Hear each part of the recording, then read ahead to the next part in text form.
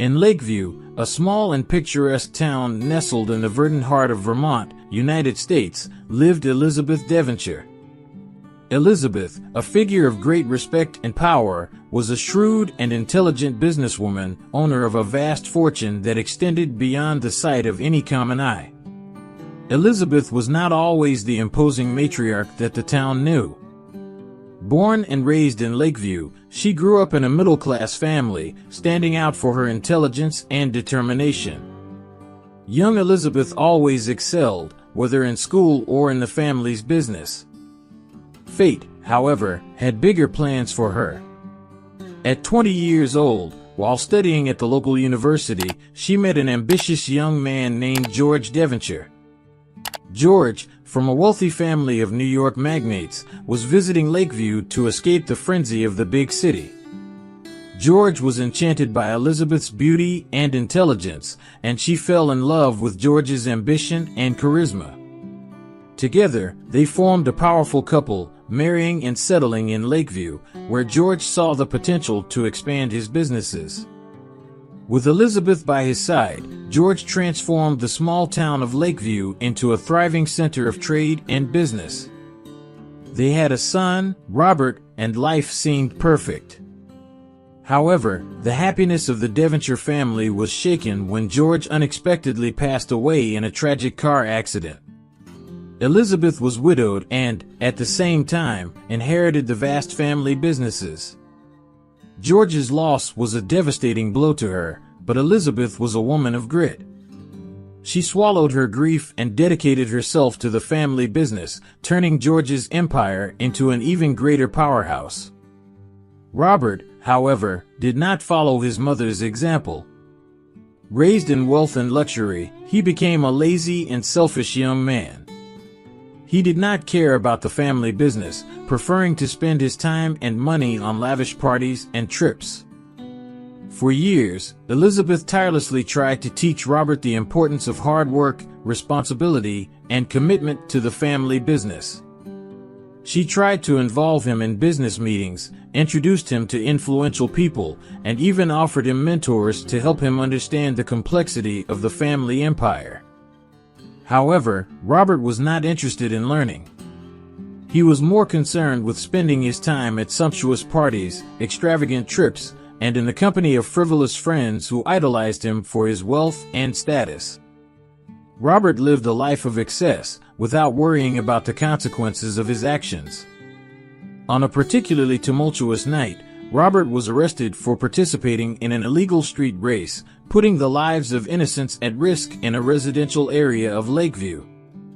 The news reached Elizabeth through a phone call from the local sheriff. Elizabeth, shaken, rushed to the station. She found Robert sitting in the cell, a defiant look in his eyes. With a heavy heart, she approached the bars. "Robert," she began, her voice firm despite the evident emotion, "do you understand the gravity of what you've done?" Robert shrugged. "I know, Mom. It was just a race." Elizabeth shook her head. "No, Robert. It wasn't just a race. You could have killed someone. You could have killed yourself." Robert rolled his eyes. "Always with the drama, Mom." Elizabeth took a deep breath, controlling her anger. "It's not drama, Robert. It's lives. It's our responsibilities. I expected more from you." Robert just laughed, "and I expected fewer lectures." "That was the last time, Robert," she said firmly. "The next time you mess up, I won't be here to save you. You need to understand the consequences of your actions." But, as always, Robert didn't take his mother's words seriously. He continued his life of excess, even selling a valuable family property to finance one of his extravagances. When Elizabeth found out, it was like a bucket of cold water had been thrown over her. She realized her words and warnings were not working. And it was at that moment that Elizabeth decided it was time to take drastic action. A lesson that would make Robert face reality, force him to mature, and above all, never forget. After many sleepless nights, Elizabeth devised a plan that she believed was the only hope for Robert's future. Determined, she bought a rundown farm in a remote part of Montana, a state known for its rugged beauty and imposing challenges. To ensure that Robert would be in good hands, she contacted Mr. Peterson, an old friend and experienced farmer who knew the challenges of hard work and had the patience of a mentor. "Peterson," she said in a call, "I have a favor to ask." Mr. Peterson, a man of a hoarse voice and few words, responded, "Say, Elizabeth." "I need you to take care of my son, Robert," she explained, detailing her son's reckless behavior and her plan to teach him a lesson. Peterson, after a long silence, agreed. "All right, Elizabeth. I'll take care of him." Relieved, Elizabeth thanked him and then turned to the hardest part of the plan. She gathered all of Robert's credit cards and access keys to his bank accounts. With a heavy sigh, she contacted the bank and requested the blocking of all accounts. "Are you sure, Mrs. Devonshire?" the bank manager asked, surprised. "I am," she responded firmly, "it's for his own good." And so, Elizabeth put her plan into motion, hoping that this experience would finally show Robert the reality of his actions and the need for change. Elizabeth summoned Robert for a dinner at home. Amidst the finely prepared dishes and expensive wine, Elizabeth talked to Robert about an opportunity in Montana. "Robert," she began, "I need your help with a property of ours in Montana." Uninterested, Robert responded, "Why me? Can't you hire someone?" "Because you're my son," she replied firmly, "and it's time for you to take on some responsibilities." Reluctantly, Robert agreed, thinking it would be just another adventure. However, upon arriving in Montana, the sight of the dilapidated farm was a shock. The property was a skeleton of what it should be, with collapsing barns and fences falling apart. "I think there's a mistake," Robert said to Mr. Peterson. "My mother wouldn't send me to a place like this." "There's no mistake, Robert," Peterson replied. "Your job is to bring life back to this place." In shock, Robert tried to use his cards to buy a ticket back home, only to find that they were all blocked. In a panic, he called his mother. "Mom, my cards aren't working. I need to come back home," he said. "No, Robert," Elizabeth calmly replied. "You're going to stay there and learn to value work." Robert was speechless. For the first time in his life, he was alone and without resources. He found himself forced to stay on the farm and accept the help of Peterson, the man who would become his tutor and eventually his mentor. The first days on the farm were brutal for Robert. The work was hard, the sun was relentless, and the nights were lonely. But as weeks turned into months, Robert began to adapt to life in the countryside. Mr. Peterson showed Robert how to care for the animals, sharing knowledge about each species that inhabited the property. Robert learned to wake up early to milk the cows, feed the pigs, and take care of the chickens. "Each animal has its needs," Robert, Peterson explained one day, "and it's our responsibility to take care of them." Robert also learned how to cultivate the land. He planted seeds, watered the crops, and watched as they grew under his care. "The land gives what it receives," Peterson taught. "If you take good care of it, it will take care of you." The physical labor was grueling, but Robert began to see the beauty in it. He came to appreciate the sweat on his face, the tiredness of his muscles, and the fruit of his labor. The once ruined farm began to thrive. The barns were rebuilt, the fences were raised, and the land became fertile again. Robert, observing all of this, felt something he had never felt before: pride. One day, after a long day of work, Robert looked at the sun setting over the property and said to Peterson, "I'm sorry for what I did in the past. I was foolish." Peterson, looking at the young man who was now a grown-up, replied, "The past is the past, Robert. What's important is what you've learned and who you've become." And in that moment, Robert knew that he had become a better person. Someone responsible, hardworking, and above all, someone who valued the fruit of his own labor. During his time on the farm, Robert needed assistance with one of the horses that was sick. That's when he met Emily, the young and talented local veterinarian. She had brown hair and expressive eyes that conveyed wisdom beyond her years.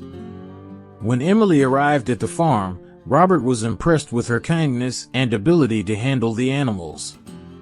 "He has colic," she explained, caressing the worried horse. "We'll administer some medication, and he'll be fine." "Thank you, Emily," Robert said, admiring her dedication to the animals. In the following months, Emily began to visit the farm regularly to take care of the animals and share her knowledge with Robert. She was smart, gentle, and understanding, and Robert found himself increasingly enchanted by her. One day, after a long afternoon taking care of the animals, the two sat under a tree to rest. Robert looked at Emily and, with a sigh, said, "I've never met anyone like you, Emily. You're amazing." Emily smiled, her face blushing slightly. "You've changed a lot too, Robert. I'm proud of the man you've become." It was at that moment that Robert knew he was in love with Emily. He approached her and kissed her gently, and she returned it with equal passion. From that day on, the two began a romantic relationship, further strengthening Robert's transformation. Together, they shared a love for animals, the land, and each other, and the farm became a symbol of renewal and hope for both of them. In Lakeview, Elizabeth followed every step of Robert's transformation through the detailed letters sent by Mr. Peterson. She smiled as she read about Robert's progress, feeling a mix of pride and relief knowing that her plan was working. One day, an envelope arrived with a peculiarity, the clumsy, yet familiar handwriting of Robert in the upper left corner. Elizabeth's hand trembled slightly as she slid a letter opener under the seal. She opened the letter and began to read, each word resonating in her heart. "Dear Mom, I hope this letter finds you well. I am writing from our farm in Montana, a place that I would have once looked down upon, but now consider my home. I have been reflecting a lot on my mistakes, the choices I've made, and the people I've hurt. My heart weighs heavy thinking of the pain I've caused you. I was selfish, reckless, and ungrateful, and for that, I apologize from the bottom of my heart. Here, away from the distractions and temptations of the city, I've had time to truly know myself. I've learned the value of hard work, the importance of responsibility, and the satisfaction of seeing the result of my own effort.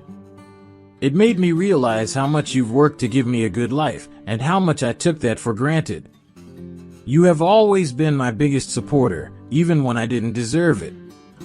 Your patience, love, and hope never wavered, even when I gave you every reason for it to. Today, I understand the magnitude of your love for me and bitterly regret taking so long to realize it. Mom, I thank you.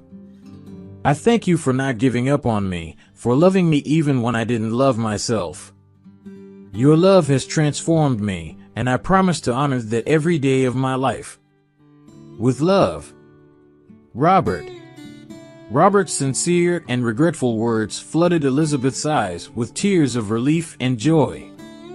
Each word was a balm for the wounds of the past, each sentence a confirmation that her son had finally found his way. Robert's words touched Elizabeth's heart, and tears of joy welled up in her eyes. Determined, she decided it was time to visit Robert and reveal the truth. Arriving at the farm, Elizabeth was greeted by a transformed Robert. He was stronger, more mature, and radiated a genuine happiness that she had never seen before. "Robert," said Elizabeth, looking into her son's eyes, "I was the one who bought this farm and planned all of this." Robert, surprised, stared at his mother. "You, what?" "I needed you to learn, Robert. I needed you to understand the value of hard work." Robert was silent for a moment, processing the revelation. At first, he felt betrayed, but then he thought about everything he had experienced on the farm, all the lessons he had learned, and Emily, the love of his life that he had met there. With a sigh, Robert looked at Elizabeth and said, "I understand, Mom. I understand everything. And I'm grateful for it." That day, mother and son reconciled, and Robert finally understood the true meaning of Elizabeth's unconditional love. After months of learning and growth, Robert decides it's time to return to Lakeview. He was no longer the reckless young man who had left the town, but a mature, responsible, and determined man. As the sun rose, Robert and Emily arrived in Lakeview. The car stopped in front of the majestic Devonshire mansion. Emily nervously looked at Robert, but he just squeezed her hand in a comforting gesture. Robert took control of the family business with a determination he had never shown before. He applied the skills he had acquired on the farm, and under his leadership, the family business prospered even more. Robert's transformation left the town of Lakeview in shock. People who once saw him as a reckless young man now respected him as a competent leader and a man of character. "This is the new Robert," people commented. "It's hard to believe he's the same guy." Robert also had a new sparkle in his eyes, something no one in town had ever seen before. It was the love he felt for Emily. He introduced her to the town of Lakeview not only as his girlfriend, but as his great love. Elizabeth, in turn, was ecstatic about Robert's transformation. She saw her son grow, change, and become the man she always knew he could be. And Robert's love for Emily was the icing on the cake. "Welcome to the family, Emily," Elizabeth said, hugging her. "I'm so happy that you and Robert found each other." And so, the Devonshire family gained a new member, and Robert, the prodigal son, returned not only as a transformed man, but as the leader his mother always believed he could be. Life in the grand Devonshire mansion was abruptly interrupted when the matriarch, Elizabeth, suddenly succumbed to an unknown illness. Robert was devastated by the loss, an immense void filling his heart. The guilt of not spending more time with his mother, of not expressing his gratitude and love enough, consumed him. Elizabeth's funeral was a solemn event, marked by a wave of mourning that engulfed all of Lakeview. The church was packed. People from all over town and even other states came to pay their last respects to the woman who had touched so many lives. The respectful silence was only interrupted by soft murmurs and muffled sobs from those who mourned the loss. After the funeral, the family's lawyer, a middle-aged man with gold-rimmed glasses, gathered the family in the mansion's living room. With a serious look, he opened the envelope containing Elizabeth's will and began to read. The revelation left everyone in the room stunned. The Montana farm, the seemingly devalued and worn property that Elizabeth had bought to teach Robert a lesson, was actually the most valuable property in the Devonshire family. Below the arid and rugged soil lay a vast deposit of unexplored gold. Robert felt like the ground was disappearing beneath his feet. He was dazed, incredulous. It was not just a revelation of the hidden wealth, but what it symbolized.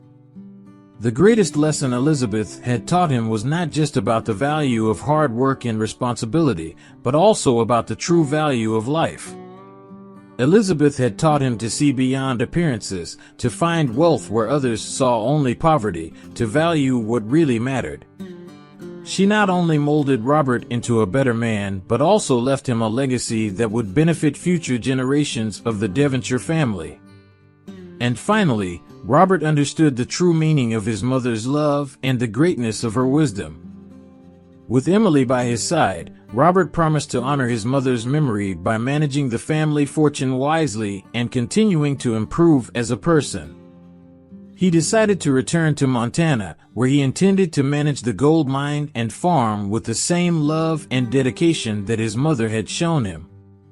Elizabeth's legacy lived on in Robert as he embarked on his journey to honor her memory and ensure the future of the Devonshire family.